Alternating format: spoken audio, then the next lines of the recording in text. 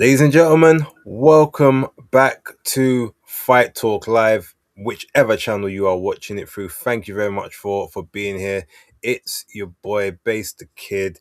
It is the delectable October. Danny will be here later on, but for right now, you've got the pleasure of us too. So hopefully, that will satiate any hunger that you may have. Red, how are you? All right, like always, all the better for seeing you. And guys, please, if you're watching this, if you can see it, I think there was a couple of glitches last time we were on. Wish Base a happy birthday. Base, you know what? You look about 30. Sometimes. Yeah, but you There's look some days about I feel like I could maybe pull off a little 33, somewhere around there. do you know what I mean? Yeah, I think you look about 30. You look nowhere near your age, but happy birthday to you. I was looking forward to the birthday shenanigans in the WhatsApp, but I never got what I wanted, so I guess I'm gonna have to wait for that for a couple of weeks. Who knows? It could be this weekend. We get the eagle I has landed in the No WhatsApp. comment. Look, I appreciate the shouts out. Yes, everyone. It was my birthday yesterday. I've turned the big 40. Can't believe It it. was inevitable, but hey, I'm here. Luckily, as Reda said, I'm not quite looking that age yet. Nah. So long may that continue. But yeah, appreciate it, Red. Thank you very much, and shout out to everyone in the chat who is making their way in to the stream. Um, Right, so people, Red is here. Unfortunately, she's here for a good time, but not a long time. She's got some Always a good work time though. that needs to be done in a little while. So we're gonna kind of kick on, and then when Danny comes in, we're just sort of gonna do a. It's almost like a flip over, a nice little mix and segue. So, um, I'll leave it with you to start off with. Which part? Where would you want to go first? Because there was a lot of interesting stuff over the weekend. There's been some interesting stuff yesterday and today. Where would you like to start? Let's talk about it. You know what, Base? What I'd like to do is because obviously it feels really weird, but I haven't been to any press events for ages because I've been tied up with other stuff. But I Hmm. know that you went down to the boxer event down at Marnie Swindell's gym Yeah. today, and I just want to know what it's like. Is there any difference between like the BBC and the Sky setup? I just, to be fair, I know I went to Clark and God, Jamie TKV. Hmm. But what was this one like? No, do you know what? To be fair, because it wasn't like a press conference and anything. It was like a public workout. So it Yeah, was like a media okay. day with public workout. So there wasn't a huge difference. It was everyone kind of got their little slot to go along the sort of the back row where they've got the little poster. Everyone put set up their cameras or their Yeah. phones or whatever, and then you just try to get people to sort of come over. And to be fair and to be totally honest, in terms of the level of, I guess, maybe access, this one actually felt like back in the day, like that you didn't have to sort of fight for anyone to come to see you. No one was trying to dip off and run away. He's like, oh, do you want to do a few minutes? Yeah, sure, come on, let's go over. And it was just like that. So there was no one that necessarily made you feel like, oh, they were top brass. Now that being said, Adam Azim, I believe he stayed upstairs for the majority of the time doing um he must have been doing some media up there. But Mm. by the time he went to do his workout or whatever, I had to leave, and the battery on my phone was dying anyway. So I didn't get to see that. But in terms of everyone else, like Fran Hennessy was very personable, pleasurable as she Yeah. normally is. Gladys Kraus was doing the rounds, and Ben was sort of pushing him heavy. He was in a lot of the actual interviews with Gladys, so I did one with them. So you'll see Oh, that brilliant. on the channel tomorrow. Awesome. Um, she's obviously always a pleasure to speak to. Lovely woman. I spoke with Joel Kadua as well. Tunde Ajayi's charge 10-0. We had a brief chat. I had a nice little chat with Dan as well, Savage Dan. I had to ask him some of the questions that Ben wouldn't want to answer, but Dan, shout out to Dan. He gave the right answers, to be fair. Yeah. But yeah, we do what we can. But it felt, in terms of access, it felt like the old days, and Oh, I'd like if it went back to that and people weren't afraid to have conversations again. I like that. Do you think that you learned anything from today? Was there anything? I know obviously your videos are coming out. I'm not asking for any particular spoilers, but Hmm. is there any can we have a little bit of leakage? Was there anything that you can let go of us? I mean, did you? I mean, one of the things. All right, then. One of the things that I was really concerned about is Gradis Kraus. I think that's a really good signing. Hmm. I think he's a good fighter, great potential. I've watched him spar loads of times, so I've been around him outside of the boxing ring. Obviously, he's got you know, Peter Fury said it's a really good deal, and for Peter Fury to open his mouth and say that, it must have been, because you know what he's like. He doesn't mince his words. Hmm. What did you get about that? I mean, literally, Ben's shoulder to shoulder with him, following him around, doing dual interviews with him. Yep.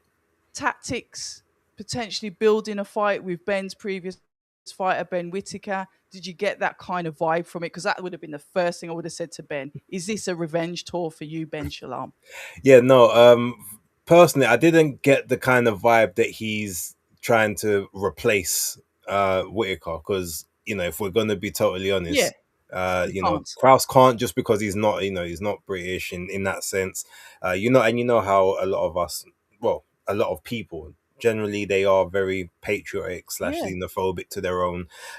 But he was making a big deal of, this is, the new signing, and we are really happy to have him here, and we're going to push him, well. So after the 31st, I did kind of ask the kind of activity, and I think Grady said he wanted to have like 5 or 6 fights this year.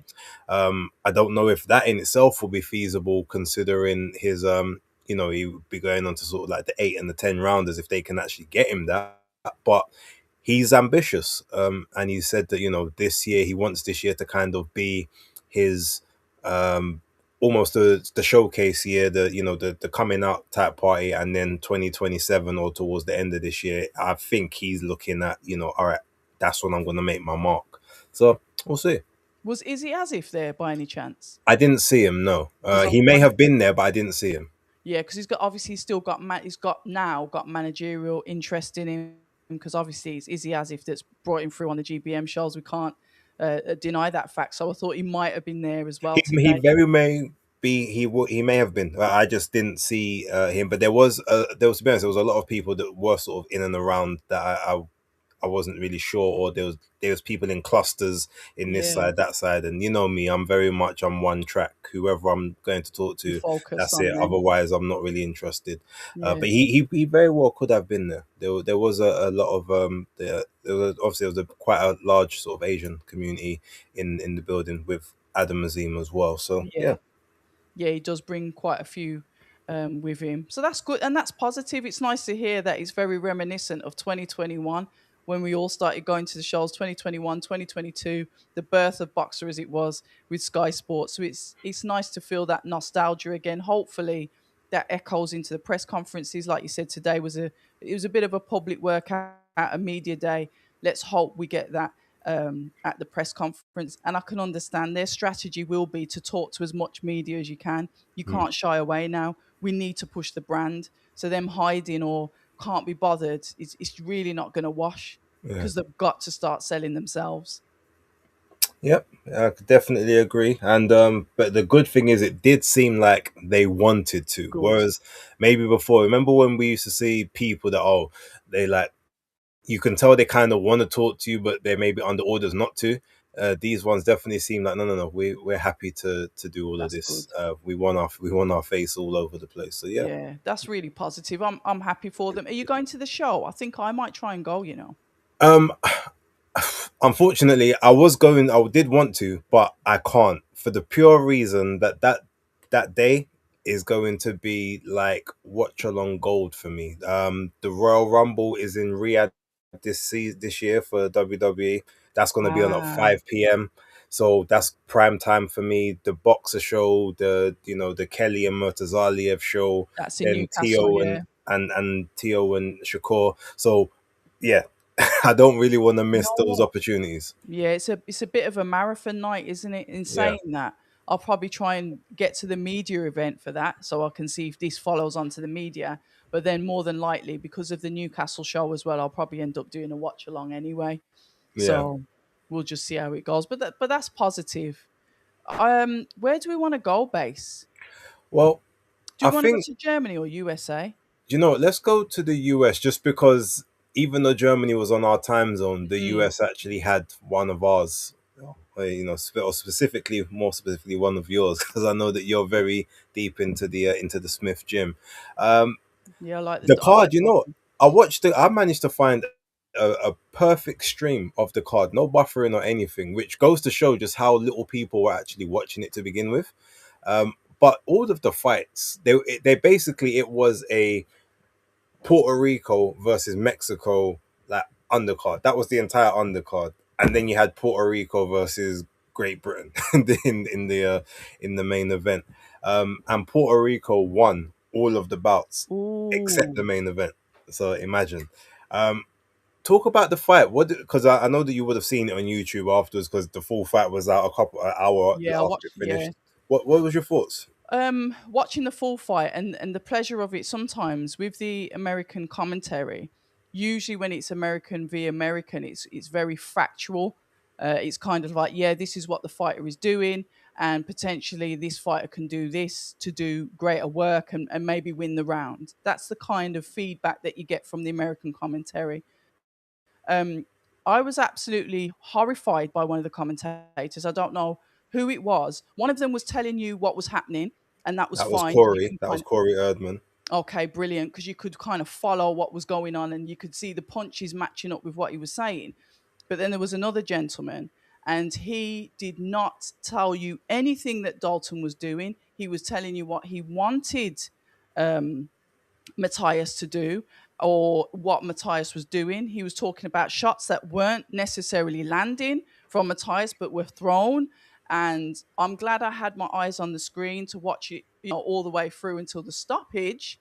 Um, because yeah, it was literally it was one that was fair and one that was extremely biased. Yeah, But the I heard that. To be fair, to be honest, I didn't listen to it. I watched Yeah, it. I I did. heard I it, was but I listening wasn't intentionally. paying attention like that Yeah, really. I But I've was. seen quite a few people make that assertion, and I don't doubt it, because obviously, look, it's fresh promotion. They're going to be heavily biased towards their guy. Mm, Um, they needed him to win. They even wanted, they needed him to win. yeah. Dalton Smith winning that has messed up a lot of things on that side of this the the Atlantic. So yes, I get it. I will go back and watch it again, to be honest. But I've heard multiple people say that, and I'm not surprised. But the fight itself was really good. I think with Dalton, and I suppose he echoed this in his post-fight interview. He was fighting fire with fire. There was times when he was boxing really well. He was keeping at a distance, but then he always ended up trying to get on the inside, and it was literally fire with fire because Matthias, the shots that he was landing, they were some twist your head to the side shots as well, which was good to watch. It was a very well matched fight. Dalton went out there and did what he needed to do. I think if looking back now over the probably from about rounds 3 or 4, it looked like Matthias started to just get a little bit tired. I don't know if he was tense when he come out, whether obviously the shots that he was missing were starting to catch up with him, but he started to slow down through tiredness, and I think Dalton saw that and capitalized on it. They were both counter punches at sometimes as well, which was nice. They were both throwing at the same time as well. But Dalton always seemed to have the crisper combinations of shots. It was Mm. just crisp and more um, intentional. They were Yeah, landing, they were working. It was nice, and it was almost like Matthias would throw a combination, Smith would start his combination, but he finish it. Matthias would throw a shot, and Smith would finish it after. It was a real good fight to watch. And then obviously you saw what happened. I think it was round 5. yeah. Legs went monopolized with. I think it was an overhand on the jaw, on the cheek of No, it was Matthias. Temple. Apologies, and that was it. Then it was curtains. He went down, and it was a great win. Bearing in mind, Matchroom lost the purse bid. Sometimes you think, oh, they care about that fighter if they lose the purse bid. But Eddie and Frank Smith were there supporting him all the way through it. Um, and then it was really, to me, what was very touching to me is listening to Grant Smith Yeah. emotional speech about what he's achieved with his son. Dalton said, "My dad and I learned boxing together." So, in other words, they were both inexperienced at the sport, and his dad's been with him every step of the way and has gone through the ranking system, as it were, starting from the English, the this, the that, go the way until he gets the WBC super lightweight world championship belt. What an achievement! So it was a beautiful ending. Commiserations to Matthias. There was obviously a lot of mud around that leading up to the fight. But my God, am I glad it happened? I was glad the fight happened, but I did have concerns for Dalton going into the fight, if I'm honest. No, I hear that. And thank you very much, Virtuoso, for the super chat and letting us know. So Raul Marquez was the, I guess, the color commentator there. Look, the Ah, the fight itself, the first couple of rounds, I thought it was Dalton was doing a good job, but I didn't feel like the fight was like that nice of a fight in the first sort of two rounds. I felt like when it got from round three, round four, and sort of that way, I was like, okay, now we're starting to get into that territory. But that's where it also looked like Dalton in the third round. I feel like he lost that round quite heavily, mm, and it was a case of in that moment I thought, oh, is this where the tide's starting to turn? Is he starting to, because he was starting to ship a lot of like those big short punches that Matthias does, like the, yeah, not any big loaded up, but it's one, two, three to the head, all in yeah, succession, and then he's sort of coming, but he's coming back and he's still engaging. You think, okay, but you doing that normally, that's how he gets people. You go into the, and then that's when you start to get tired because all you're doing is trying to throw the big shots to keep him off mm, you. He's just walking forward. But I feel like the first two rounds where he was doing the clinching yes. and the There's a lot of and tension. the pushing back, I feel that was actually taking a lot more out of Matthias's legs than he probably realized at the Yeah, time. to be fair, Not to yeah. mention he's been, look, I think personally he is slightly outgrowing that 140 division. I definitely feel like it would Who, benefit him. Matthias? Yeah, Matthias. I think him moving up would probably be beneficial. Now he's 33. He's been making 140 for like 9 years, 10 years, whatever it is as a pro. It's one of those things where you can kind of tell maybe the train, all the training Mm, and having to get down there, and then not necessarily being the most disciplined guy outside of the ring as well. yeah, Not saying that he's yeah, he's yeah. like balloons up in weight or whatever, but he's not, he's a guy that likes to have a good time. So he probably needs those additional 7 pounds to Mm, sort of work with, and that may benefit him. But I reckon him getting this, and I'm not even going to call it a knockout because to me he was stopped. I don't think he was. If I'm going to be honest, I don't think the stoppage at the time was correct. Yes, serious. yeah, he got up on the seven. He did. He stumbled a bit on the eight. He did Mm-hmm. stumble back a bit, but then obviously he's Mm-hmm. bouncing up his legs. His eyes are clear. He's nodded to the ref to say like I'm good to go, and the refs just decided okay because of the stumble. But I'm like, it's a title fight. Like Well, he is the main guy, mm, really and truly. If the roles were reversed the other way, like I can, I don't think Eddie would have been happy if the ref said that he didn't think Dalton was able to continue after that exact same scenario. Yes, he took a couple of big shots, but he's done that his entire career. um I'm not saying that Dalton wouldn't have then iced him in the next minute. He, yeah. he very well may have, but I You think they think should in have the let it run? moment when it was, because he even said it. I did a video, and then I heard his comments afterwards. Even he said, "I thought I was fine. I was ready to carry on. I didn't like the fact that the referee nothing I can do. I've never ever thought I'd get knocked out or whatever. etc. etc. So you get the little bit of the shock there. But me personally, I do think it didn't have to. The ref didn't have to wave it off there, but there's been a lot worse. So there's certain times when we're like, oh, that's awful, that's horrible. This like, I'm not Mm, gonna be like that on this one. I just think he should have. He probably did have enough to be able to be given, carry on. yeah, just the opportunity. All right, let's see, because and could How it long was need, left in the round? Do you remember? um, I think it was only about 50 seconds or So you something like could that. still let the Yeah. round run out then. I mean, at least. what do they normally do in New York? One of the first things they do, if you do the little stumble, they say, "Okay, walk to me," or "Walk to the Yeah, left," "Walk to the." true. They could have given him one of those and then said, "No, all right, it's done." I just felt it was a little bit quick, but I get it. He did take some big punches. Mm, That notwithstanding, brilliant display by Dalton. Like I mean, he said, "Oh, after the third round, I realized he couldn't hurt me, so I said I'm going to step to him." I don't really believe that because in that third and that fourth, he was taking some shots big whereby he shot. was wobbling all over the place. But Yeah, he and just, falling into him. yeah.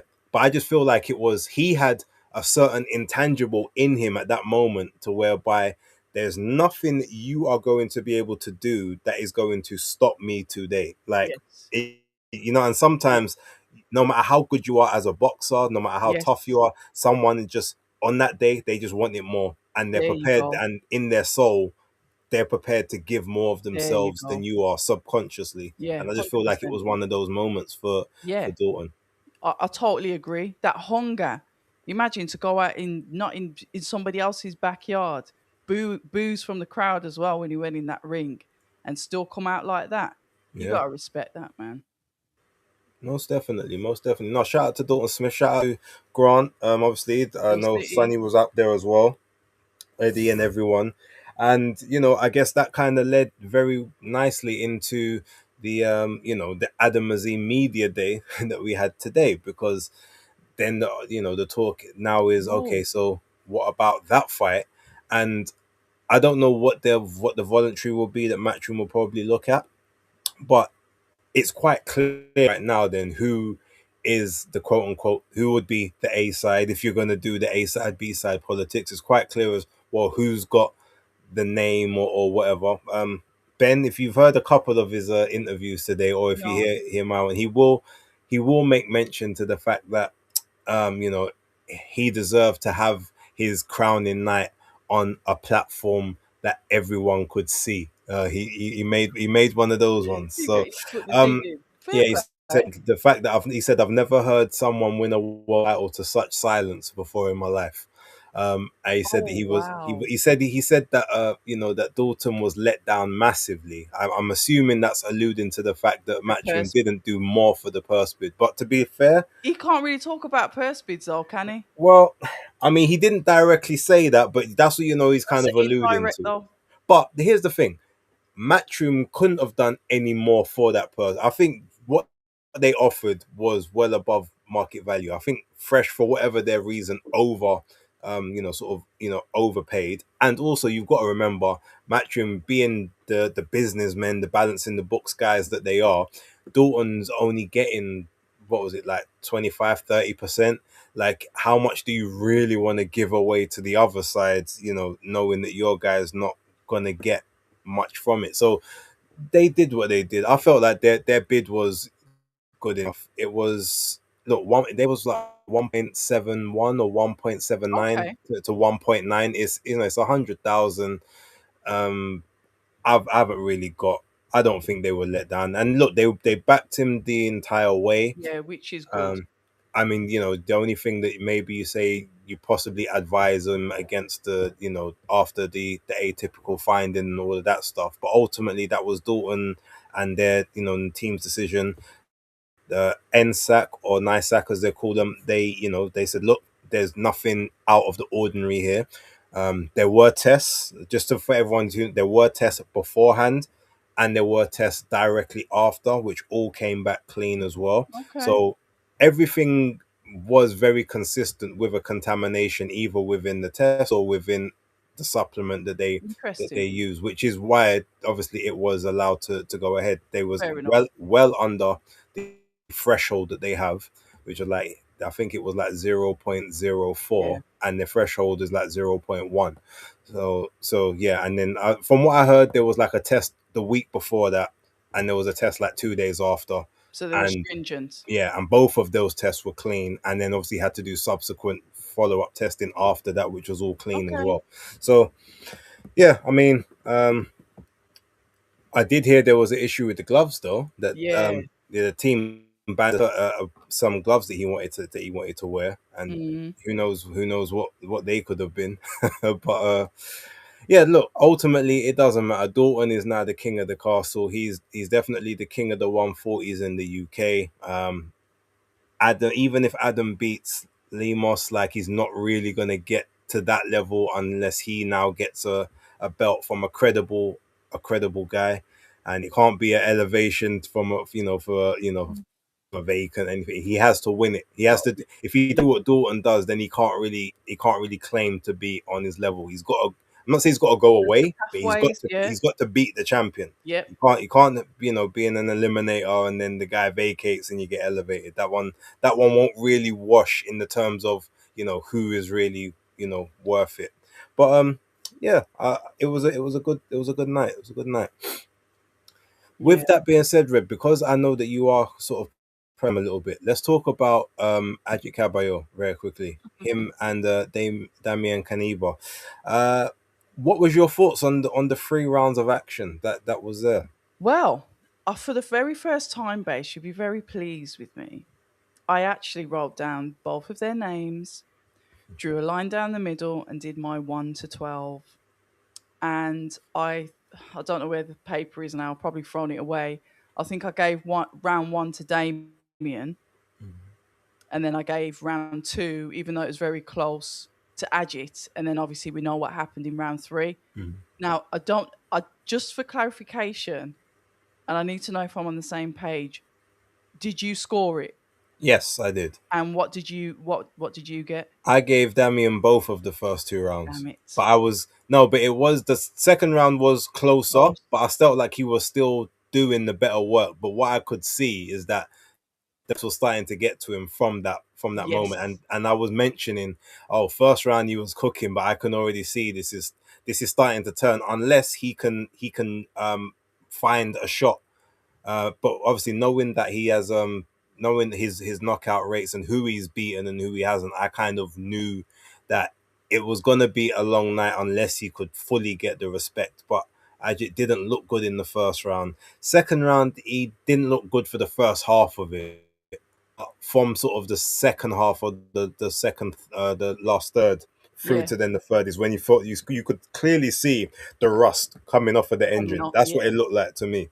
Yeah. And yeah, so he did what he needed to do. I do think again it was another fight that was stopped too soon. I understand why Mark Lyson jumped in, but Damien was still throwing back. A Yeah. lot of the Yeah. shots that Ajit was throwing, he was actually kind of blocking. They was coming off the glove, but they were all on the blind side of the ref. So all he could really see was him sort of moving, getting, and looking like he's getting hit, which I Mm, understand. And he did take one very clean right hand, but you could tell he was very upset when the fight got stopped because he was still on his feet. He would have yep. been either ahead or drawing on the cards. He was still in it for how much longer we don't know, Mm, but I do think that yeah, it was stopped prematurely. But again, it was one of those fights where I've seen a lot worse. It's not one of the ones that I'm gonna go sort of go to bat for.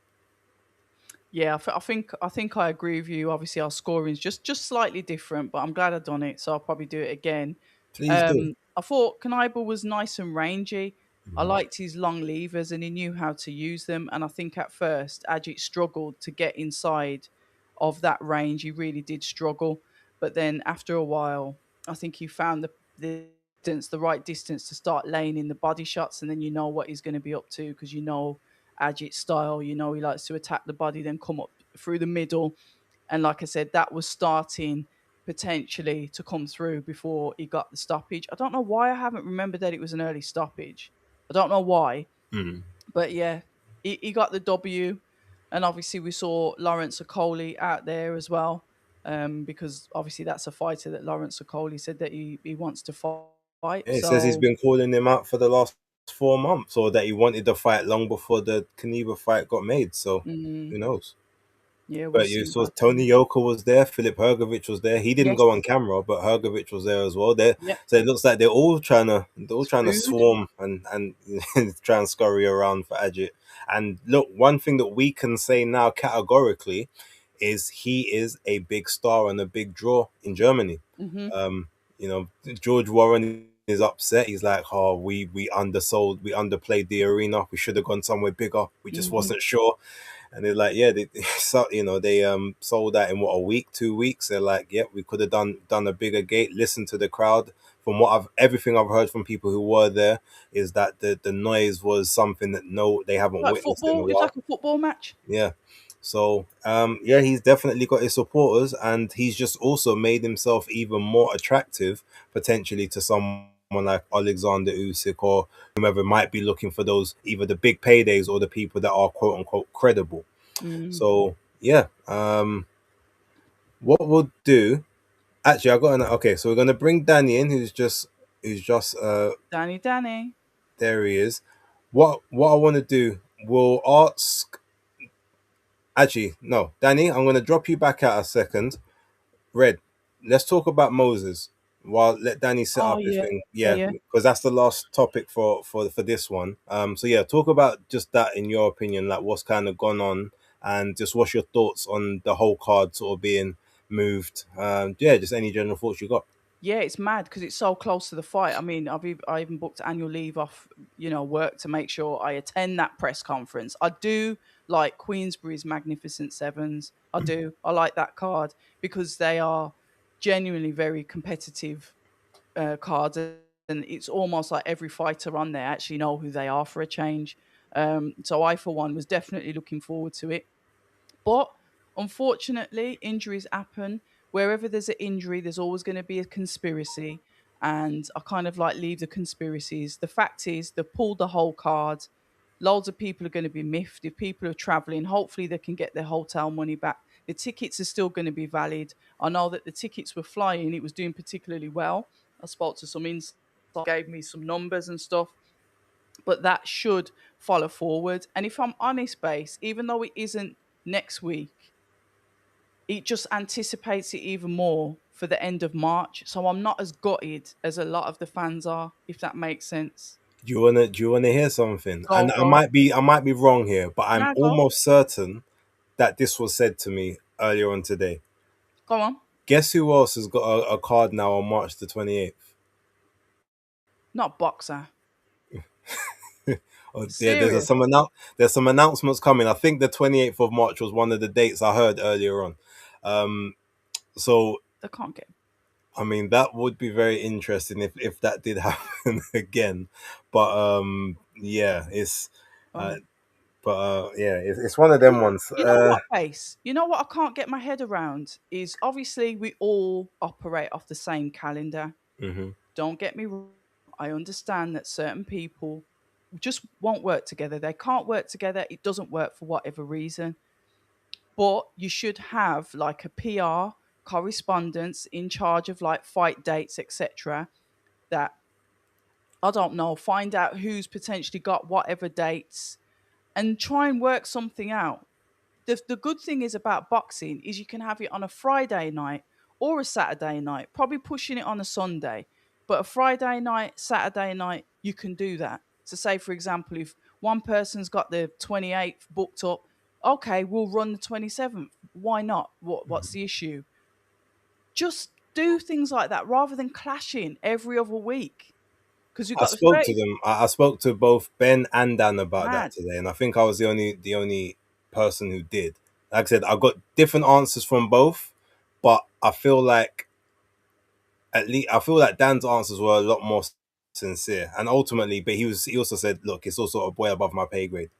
I don't hear Yeah. anything about these things." So yeah, when you guys see the interviews, I definitely that was one of my biggest thing was to ask why is there all of these So many clashes with clashes. so few dates. It's not like if you was doing like an event every Yeah. week or every other week, then fine. But Yeah.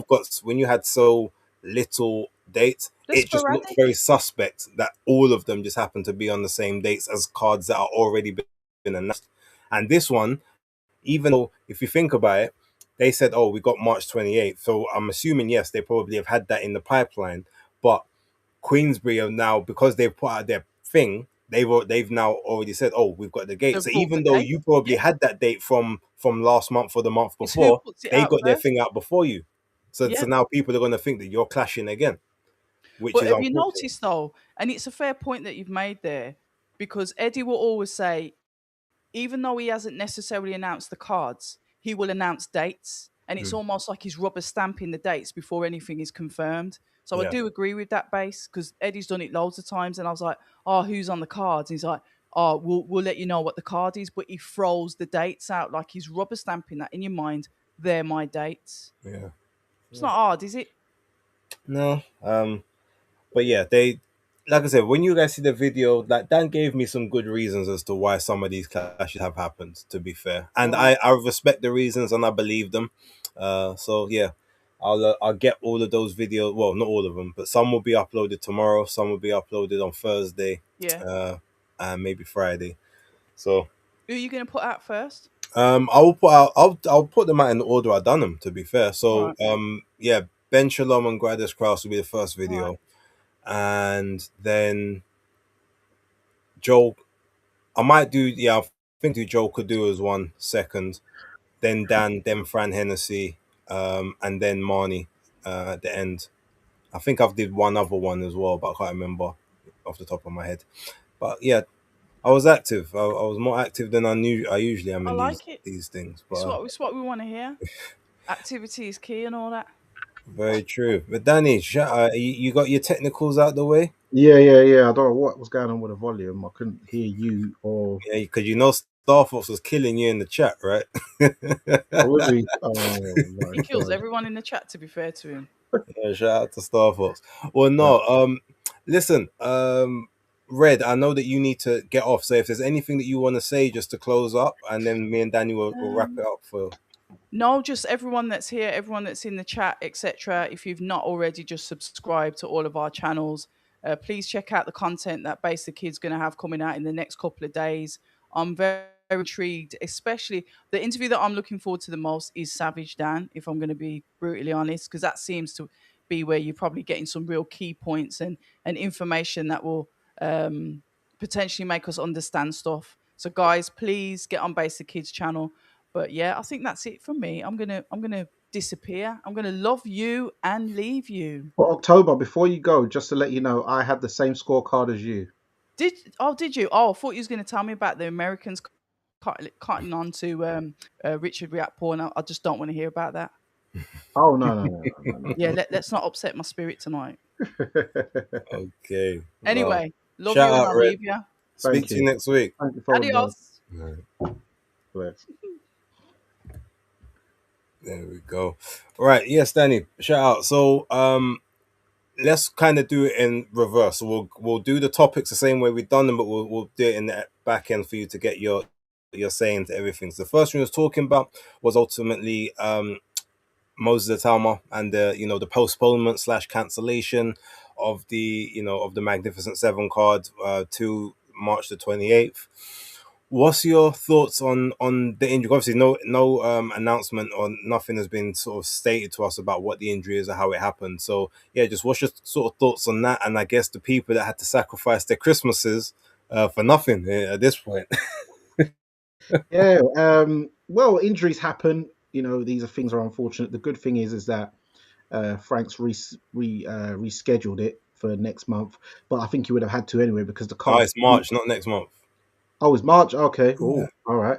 But I'm sure I knew he was going to have to reschedule it. He's not going to scrap the show when you've got a card like that stacked. I'm sure the tickets did very well. People would have made their arrangements coming up from various cities. This ain't just one of those local Manchester derby shows where you just get the locals coming in. So there will be some frustrated supporters. And as you said, I can imagine someone like Willie Hutchinson would have been really upset because, my baby needs milk, it needs feeding, as he keeps screaming. So, yeah, that's going to wind him up having to wait for his wages. But I think it's going to be beneficial for someone like Jermaine Franklin, though, who has more time to train, more time to get sharp, get some extra, etc. So I think it will even make for hopefully a even better fight. So yeah. Well, actually, but that being said, if I'm not mistaken, I'm pretty sure Jermaine is over here now. He came over. It would have been coming over this week. So No, he's here. yeah, that's what I thought. So now he's just adjusted to this time zone. Gonna have to go back unless he stays over here, but go back over to the States, readjust back to that time zone to come back.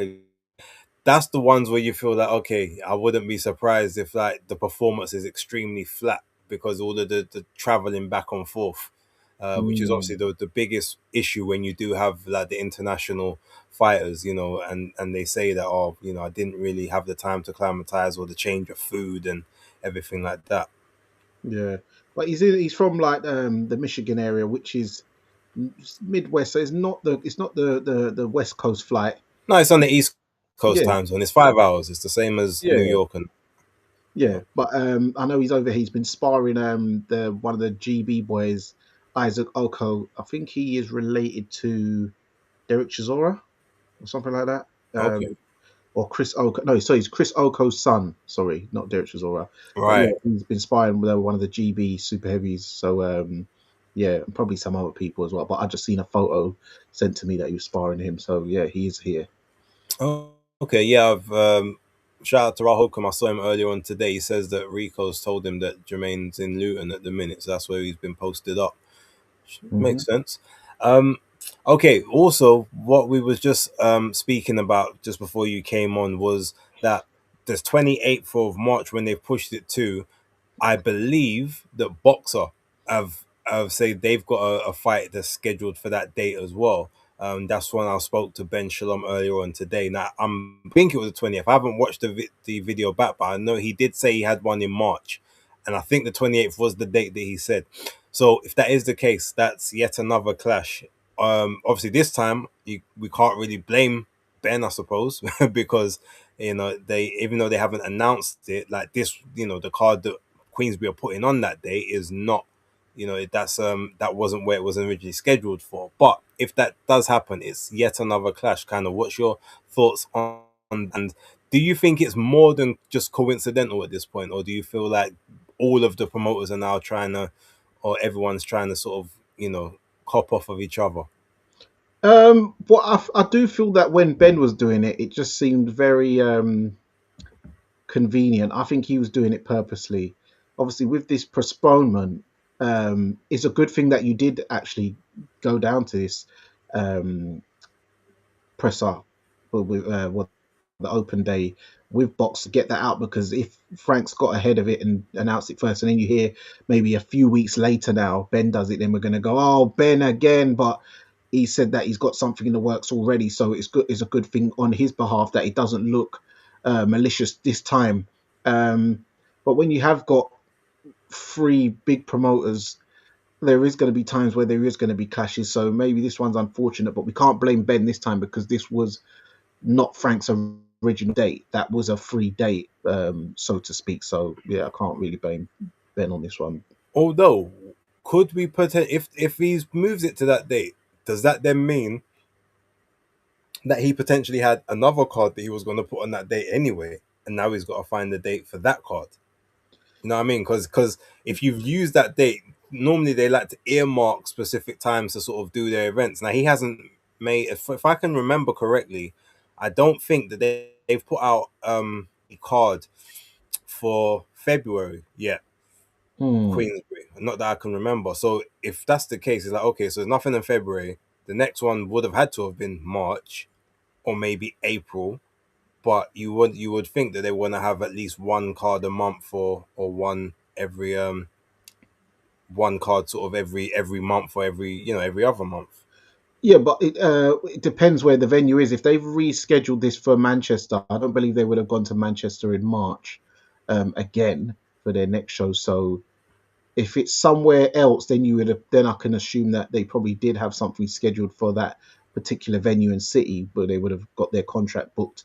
But if it's just a reschedulement back in the same arena in Manchester, then no, I don't think that they had anything planned for that date up there again, because who else they were, what they're going to do. I know Chisora was looking for his 50th fight, but that seems to not be. It seems to be a bit of a struggle to find anyone suitable right now. So I don't think he. And I know he does like Manchester too. That's the only viable person they could have put in Manchester in March, in my opinion. I hear it. I hear it. But yeah, there's no struggle for that 50th. I told you that. Yeah, I've got the tweet. Like him and Fabio's gonna fight, man. That's gonna be the 50th fight. That could, It's yeah, gonna happen. I put the tweet out 3 months ago. Like, so I was the first person to yeah. It makes sense, especially now. Well, yeah, remind me of saying why this makes sense in a little while, because I will, because it will kind of coincide with uh, the main event in Germany fight. Okay. So, well, let's move to that now because that was what we were speaking about prior. I was saying to Red, look, Ajit has established himself as a draw. Now he's definitely a draw in Germany, which means that that's another territory, that that's another territory that Usyk can look to sort of go to and make money from. He is the road warrior, as we all know him. What was your thoughts on sort of the event and stuff? I thought it was a very good event. Seems sold out. The arena looked busy from even like the undercard thing. So I know they've been looking for a German sensation or a German star for a while. I know that we've had people in the past like Felix Sturm and Jürgen Bremer and Sven Otkar back in the day.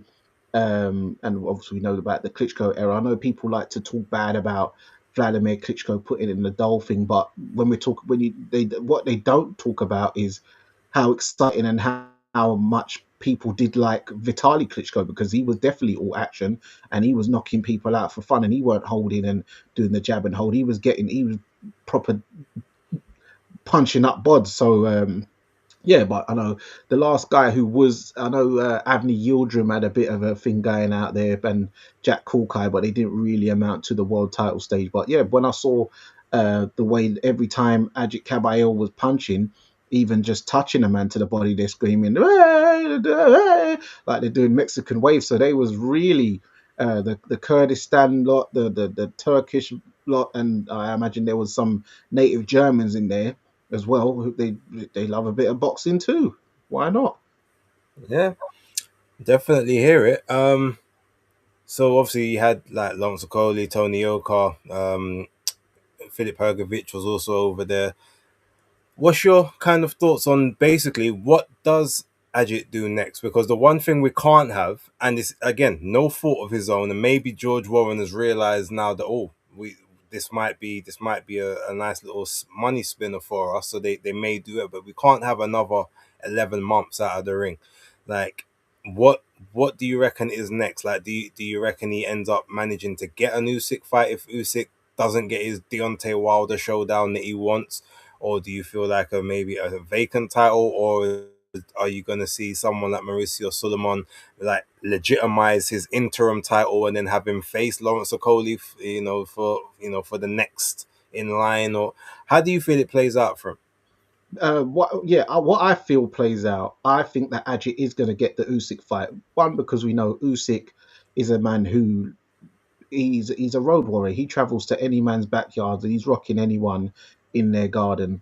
Um, and I think with this, I think I did say this before. I thought that they was going to use this show and fight as a test run to see if Ajit is a draw and can sell and can draw attention and attraction, and they also put this fight in on pay-per-view on the zone out there, because that woman who was in the ring, I don't know her name, but she seems like she's like the head of the zone Germany. So the way she's talking is that it was a success of a show, and this might be the thing that has now alerted maybe someone like Turkey Al Sheikh, Riyad Seeded, or even just the zone bosses in general, to say, do you know what? We're going to take a punt at this. This can sell in Germany. We could put Usyk and Ajit Kabayel in a German stadium, because Klitschko's used to do the stadiums out there, and they've got massive stadiums. I think they've got a bigger stadium than Wembley out there actually. There Um, is one, yeah. yeah, there is. So they can put this in a stadium out there, and they'll fill it out. Usyk's got a big fan base, and Ajit Kabayel has drawn enough attention. Brits love it. It's only a couple hours flight or whatever to over there, so they can get the attention needed. If Usyk did the one in Poland against Daniel Dubois the first time round, then they could put it out in Germany. I think this is going to be the fight, and then that's where it makes sense, where you now believe that Fabio Wardley is going to have his first defense against Derek Chisora, because Wardley's not going to get the Usyk undisputed fight right now. So if Usyk fights Ajit Kabayel, then Fabio Wardley is left to defend against a Brit, and who none other than War Chisora. Do you know the dream story, eh? Indeed. Shout out to Tone with the £10 super chat. Big ups to you, my guy. Thank you very much. The Greg's Meal Deal funds. Well, I will be spending it on something a lot more healthy than Greg's, but appreciate you. No, thank you very much. Thank you very much for that. Oh, and just to let you know, Ra, October was here. You literally came in as she left out. So she is, she was here. She did the first half of the show. Yeah, I was late, so don't be thinking that I've like been here the whole time. Yeah, no, Danny is wrapping up the show. So okay, so look, last things. Let's talk about Subriel Matias, Dalton Smith. Now, obviously, I've had my say. October had her say. What's your thoughts? I felt that even though it was a good, I felt like I'm not arguing the knockout, but I do feel it was stopped early in my opinion, personally. But at that aside, how did you find the fight? Like, did you feel like it looked at one point maybe the tide was turning back to Matias, or did you always sort of have the confidence? Because I know that you picked Dalton to win by split decision, so you did think he would. I didn't say split. I just said points. I didn't okay. know how. Didn't Fair know enough. how. I just said points in general. What did you think then? Well done for me for getting at least Dalton winning. But yeah, I thought it was a very good fight. It reminded me a bit of like when Ricky Hatton fought Costa Tszyu, and because Dalton come out, but obviously he was a bit more smart. I say Dalton with it. So he come out. People say he was boxing, but he was really slamming home the right hands from early, which I don't think the commentators was giving much credence to, but I guess they didn't really know Dalton, so they didn't want to really prop him up. So anything Matias did, any little touching shots, it's now turning. When it's like, no, Dalton's really winning this round. I felt that he hurt Subriel Matias even in that first round a couple of times. Really snapped his head back with some really solid right hands and hooks in there. The second round is when there's the sort of warted, so to speak, and I still gave Dalton Smith that round. I thought he got the better of the exchanges. The third round is when it was like, oh, okay, now he's because there was a point where he sort of got hit, and it definitely stunned him because he held his head down there and he looked frozen for a bit, Dalton, when Matias hit him, and then Matias, in my opinion, definitely got the third round and was starting to hit the body and whack him around, and Dalton was definitely wobbled by then. So as I saw you say earlier, when he said, "Oh, I knew from the third round he couldn't hurt me," it was like, maybe you thought, okay, if this is your head probably told you, all right, this is the worst it can get.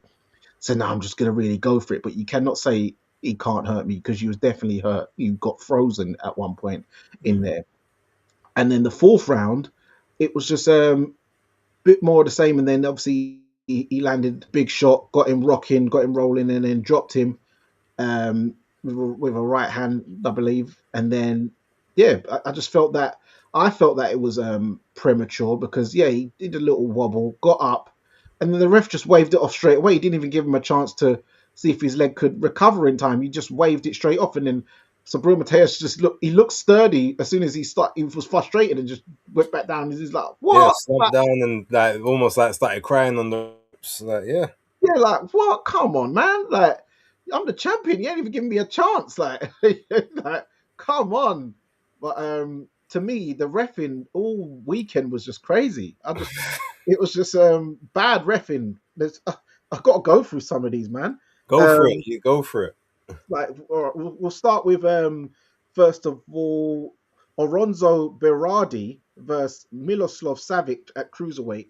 And I remember Alonso Berardi lost to Alois on points before, and it was a cruiserweight fight. It got to the fourth round. Alonso drops Savic with a shot, and then he decides to, whilst he's on his knee, punch him in the face 3 times, like clean. And then, like, I'm just thinking, Savage, you need to just fall on your face and just get him DQ'd. But no, he just like looked at the ref like, what? Like, he's hit me 3 times, and the ref's just counting him out, and counting him out, and everyone's like, what's? Everyone's just booed like straight away. Everyone's online, DQ, DQ. Even Adam Booth say everyone's just saying that's a blatant DQ. I don't know if you saw it, but that was just terrible. This was on the German show, by the way, in the early fights. Then there was Granit Shala versus Peter Milas. Against the Croatian Milas, who is 20-0, 16 in knockouts, and 18-2 now with 7 KOs. German, who has Albanian parents from Kosovo. The way that Shala fights, because the thing is, he already got knocked out before by one Ukrainian who's about 6'9" before. But the way he punches is like he's punching like he's a puncher. I'm like, but I can see you're not a puncher. So why are you fighting like you're a puncher? And to me, he got into way too many exchanges in the fight with Milas, who was just very sturdy, just sort of workmanlike about his work. And it was a good scrap. They had quite a lot of good exchanges.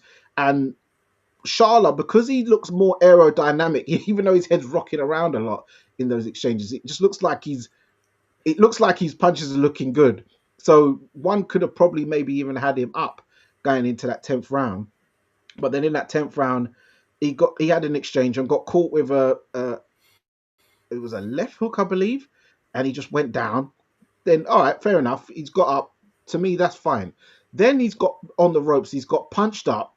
Like his head's rocking and rolling with. I'm going like because I was at Craig was having a family get together to celebrate. Obviously, he's winning that. Obviously, the New Year's because he ain't been. He's had to lock off everyone and sort of zone in. So I'm like, look at this. Like, all right, this is time to ref got to get in there a bit, mate. Then he's jabbed Granit Shala, and Shala's like proper rocked on his heels. Like we're like, oh come on, he's all over the place from a jab. And then Milas has looked at the ref and gone, come on, ref, like you can stop this now. He's done. Refs looked at him, signaled, yeah, fight on, and he just gave him a basic 1-2, and just the way my man's dropped in slow motion, like he was on the Fight Night game. I just thought, wow, and then I thought, come on, now this is definitely toasted. The refs counting. Well, come on, man, stop this. What is this ref doing? Towel's gone in, ref still counting. I'm like, this guy's trying to get my man like murked or something. Well, to be fair, he didn't see the towel going because it was behind him, and no one actually shouted to say like, "Ref, forget it." Like they didn't. They just threw it in. Like he didn't see it. Yeah, but I just thought, come on, ref, man. No, but you know what? One thing I'll say, and I agree with you. It was bad, but I would much rather someone do that and try to give him every opportunity, and also give him a clean knockout because he reached 10. And he can't in his finish. Yeah. Whereas we don't get a lot of 10 counts anymore, so everyone gets the TKO. And it's like, no, I want the knockout on my record. You got knocked out, could not make the count of 10. So I understand, don't get me wrong, it was bad, but I would much rather that than the Howard Foster method of refereeing, personally. Yeah. And then obviously we had the main event then we had Jadia Herrera versus Ricardo Nunes. This was the actual fight I was looking forward to on the card, other than the main event.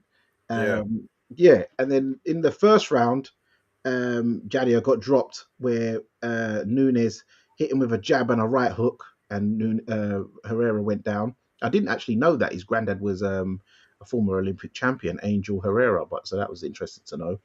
Okay. And then, Herrera got on his boxing, was doing well with his counter punches. He landed a big right hand in the 4th round, which snapped Nunes' head back. Nunes landed a big body shot in the 5th. I gave Nunes the 6th and 7th, even though it was closer. Than Herrera in the 8th landed a right hook that rocked Nunes, followed up with a flurry. The ref jumped in, but the ref's legs are just clearly old, and he fell over, skin out on the floor. And then he got up very embarrassed and waved, and then Herrera decides to start roaring like because I don't think he was worried that he might be in trouble for throwing the ref on the floor. So that was embarrassing reffing. Then obviously in the main event. Sorry, just before you go to the main event, that's another fight where I understand maybe why it was waved off, or, refs embarrassment aside, but that's another one. I still feel like Nunes could have been given a little bit extra because yes, he got two punches that looked like they took him out of his senses, but he snapped back from each punch pretty quickly. And Yeah. so I feel like he looked like he was still lucid after that second punch when he was stepping back. So I feel that's another one. Maybe he could have been given a little bit of extra time. But Yeah, I do as well. But I yeah. think the ref's embarrassment thought, oh, do you know what? I've got to wave this off. That I can't. I've got to get to the back. Yeah. So yeah, I thought that was a little early as well. And then the main event with Hadjit Kabayel versus where is it? Damian Kaniba. Yeah, Yamin Kaniba. The first round I gave to Kaniba, definitely hitting Caballero sort of at will, big right hands, decent, good uppercuts and stuff. Cut Caballero over the eyelid. The second round, Caballero started to get to work, hitting with the body, even though even some of them weren't even landing. Even the ones that were getting blocked to the elbows, the crowd was screaming like, "Whoa!" Landed some good right hands and stuff like that. But Kaniba took those shots well. Some of the body shots I could see thinking, oh, that kind of hurts. But then the third round, the body shots really started getting to work. Couple of chopping rights. Yeah, he rocked and rolled a little bit, but I don't think it was enough warranted for a 12-round fight in a main event to get waved off at that precise moment. I think he should have let at least a few more digs go in because I thought that was a bit early. But then once again, but it was a British referee to be fair, so um, what can we expect? So to me, Well, I to just be thought, fair, look, Mark Lyson's one of the better ones. He's one of the few that I actually like. So yeah, so do I. But that was to me that was a bit early, especially for a man who's undefeated, is a puncher, and it is a main event. I thought it was a bit early, that one. Also, another fact I wanted to drop in as well. I know a lot of people talking about with the Matthias Dalton Smith fight. They was thinking that was the first time that Matthias got dropped in his career, but he did get dropped by Petros Anyan, the Armenian Russian, when he beat Matthias on points, and that was on the Wilder Fury 2 card, I remember. So yeah, that was after the Dadashev thing, yeah, after that incident. yeah. So But, Matthias did beat him in the rematch. yeah, brutally as well. Yeah, Yeah, I remember that fight. But no, I hear it. But look, overall, it was a decent weekend. I mean, for the start of January, a month that historically isn't big on a lot of events because they know people are coming out of that Christmas and New Year period. It just seems like almost now it's almost becoming a little bit like August. I've found like January, like they used to be the 2 months, January, August, no boxing, and mm, it's just like those are like the off seasons. But it's almost like now people are finding opportunities to kind of get as out on cards that are quieter, not as much money invested into them, but because it's now they've kind of got their own run of the place. It's like where sometimes they used to have films and there's certain times of films that they don't put out, but then you realize, now that there's no January or February, we put our film there, we ain't got no competition. So yeah, we'll be the people, we'll be the film everyone goes to see. It's looking that way now with the boxing, and I feel like Ajit's really benefit from that. And also because he's now been out so soon, there's absolutely no reason why he can't fight 3/4 times this year. Like if a new way can do it, there's ample times. Okay, you escape the Ramadan months or whatnot, but outside of that, there's ample time to be able to do another 2 or 3 fights. If you've got one that's a bit more of easier touch, and then maybe a harder one, then maybe another lighter touch towards the end of the year or something like that. It's always good to kind of start the year early if you can, because then yeah. you Early stay possible. active, and then you get more money in your pocket. I mean, who doesn't like more money? Yeah, yeah. So yeah, I think it's a good look for him, and it's a good wave where you can get some good German prospects or German based fighters, or even those, as I said before, those from Turkish backgrounds, Syrian, Kurdistan descents, because there's a lot of big population out there of in Germany. So you can put them on the cards and fill it up, and you'll have a great stadium fight. Yeah, I hear it. All right. So last thing before we wrap up with regard to that. So obviously Dalton is now. I think it's clear, or at least it should be evident that he's pretty much now clear of Adam Azim. But Adam is fighting at the end of the month. He's fighting Gustavo Limos. Um, Ben has Ben was doing the rounds earlier, basically saying, look, I mean, this is IBF. I think it's like I said, it's like a final eliminator to become the mandatory for the IBF title, and he's still basically trying to position Adam Azim as, I guess, the A side of those two if a potential fight were to happen. Um, what's your thoughts though on the Azim and Smith dynamic, if the fight possibly happens or anything like that? Um, I don't think Azim's going to fight him anytime soon. Not that he doesn't necessarily want to fight, because fighters usually don't mind to fight. And Adam will probably think, even if I did lose, I'm young enough to come back again. But maybe his handlers, like his trainer and his manager, i.e. the McGuigans and Ben Shalom, wouldn't want to risk. They're because now their main face of the company, due to various fighters leaving or whatever, or losing fights so far already in the two BBC shows, should I say, sorry. So they wouldn't want to risk him. And then even when you're talking about purse bids, the likelihood is that Adam Azim will end up having to fight on a Matchroom card on the zone against Dalton Smith, because we know Eddie will definitely put in a pretty penny to win that purse bid for that type of fight. So Adam, I don't know what he's going to do after this current fight, providing he wins, which I expect him to. But I think it's very much established that Dalton Smith is the daddy for him, and I think that Adam needs to just probably allow talking about him and say, "Watch when I'm ready," because I know he sent a couple of, spicy words for him, but he might just need to keep quiet and just get down and doing his own thing if he ain't ready to fight him. I hear it. I hear it. Okay. Before we wrap up, obviously, myself and October was just sort of chopping things up a little bit before the show. But is there any other business? Is there any talks that you've heard? Is there anything that you've seen that you want to quickly address, or any exclusives you want to break, or just anything at all that you want to sort of state before we get out of here tonight? No, just I am looking to go and watch that Prince Nassim film.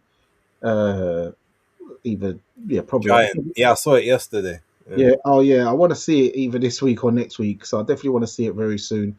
I know all the interviews with him, with the other people and stuff like that, and other people like Johnny Nelson and Dominic Ingle. They're really interesting. Prince Nassim Hamed was my favorite fighter growing up from a kid in primary and secondary school. I did used to try and emulate him a lot. So yeah, it's good to see something like that and all the talk around it. And then also, it's a bit of a shame. I see earlier today Lawrence Okoli suffering some racist abuse from what it looks like to be the Kurdish fans of Ajit Kabayel. I saw Dillian White did a little sort of cussed him in general, but I don't think that was anything to do with the racial abuse. But yeah, I just think that there's no place for that in boxing. We need to punch that type of thing out of boxing, and those people need to be hopefully found and banned from attending any type of fights, or just blocked accounts, really, because there's no need for that. All Lawrence did is went out there and asked for a fight, which, what's wrong with that? You're just asking for a fight. He didn't disrespect him or cuss him or anything like that. He was just saying he wants a fight.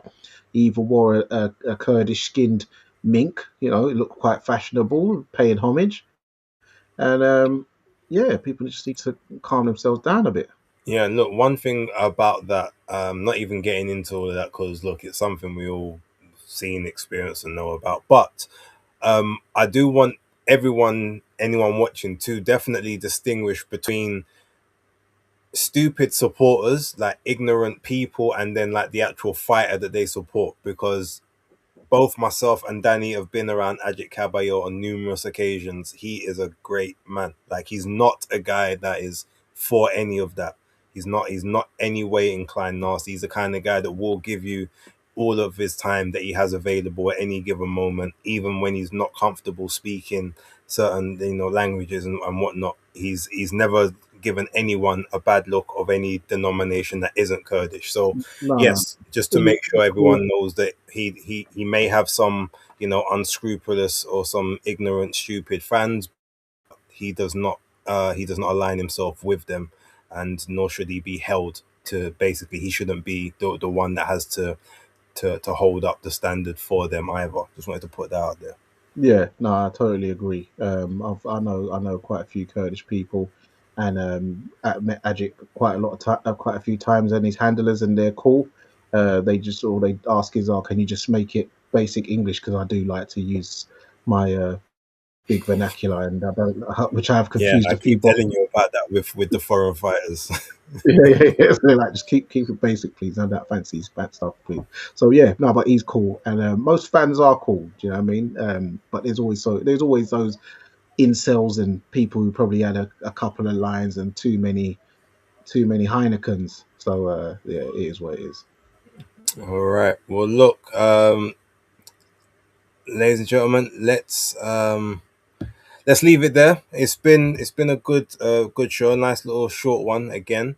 I want to thank everyone who is in the chat and that has been communicating. We have seen quite a few of the comments. Haven't really been able to put many of them up just to try and keep the length of the shows down. But we do appreciate, and obviously anything that is relevant, we will always highlight and give due credit. And I have seen that there has been some supportive comments in there. So anyone watching back on the replays should be able to see that. But yeah, Danny, I know we had to get you ring ready from last week, but I feel like you should be back in shape now. Go for it. Sign us up. And there you have it, guys. It's another episode of Fight Talk Live. It's Danny Glover. It's Base the Kid. It's October Red. And remember, guys, persistence beats resistance. You know where it is. He's back, ladies and gentlemen. He's back. Peace.